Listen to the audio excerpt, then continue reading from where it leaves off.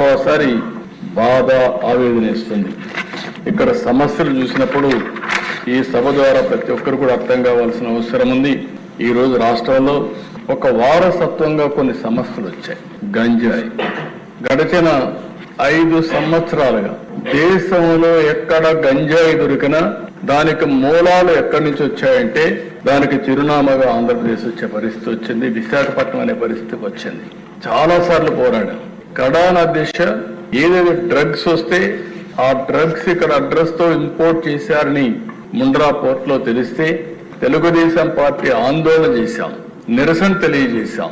నిరసన తెలియజేసిన పాపానికి తెలుగుదేశం పార్టీ పైన ఆఫీస్ పైన అటాక్ చేశారు. అంటే ఎక్కడికి పోతారో మనకు అర్థం కాని పరిస్థితి. 5 సంవత్సరాలు ఒక్కరోజు కూడా గంజాయి పైన లేకపోతే డ్రగ్స్ పైన సమీక్ష చేసిన సందర్భమే లేదు. ఎప్పుడైతే ఇది సమీక్షలు చేయలేదు, ప్రభుత్వం ఆలోచించలేదు, ఈ గంజాయి బండించే వాళ్ళకు స్వేచ్ఛ వచ్చింది, అమ్మే వాళ్ళు విపరీతంగా పెరిగిపోయారు. దీనివల్ల ఇది మీరు చూస్తే అధ్యక్ష ఏదో మారుమూల ప్రాంతాల్లో కాకుండా ఇండ్ల దగ్గర కూడా గంజాయి పెంచే పరిస్థితికి వచ్చారు కొంతమంది. అంటే ఒక లెక్కలేనితనం వచ్చే పరిస్థితికి వచ్చింది. చాలా భయంకరంగా తయారైంది. అయితే అధ్యక్ష ఈరోజు మనందరం గుర్తుపెట్టుకోవాల్సిన అవసరం ఉంది. ఎక్కడైతే గంజాయి ఉంటే గంజాయి తీసుకున్న వ్యక్తికి భార్యకు తల్లికి వ్యత్యాసం తెలియదు. ఆ విషయం మనం గుర్తుపెట్టుకోవాల్సిన అవసరం ఉంది.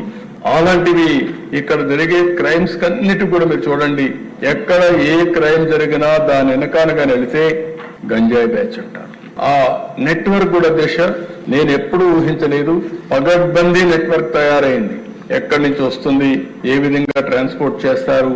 ఈవెన్ కొన్ని అయితే మీరు చూస్తే మనం ఈ పార్సల్ సర్వీస్ వస్తా ఉంటే అందులో కూడా విదేశాలకు కూడా పంపించే పరిస్థితికి వచ్చారు, విపరీతంగా వచ్చే పరిస్థితికి వచ్చారు.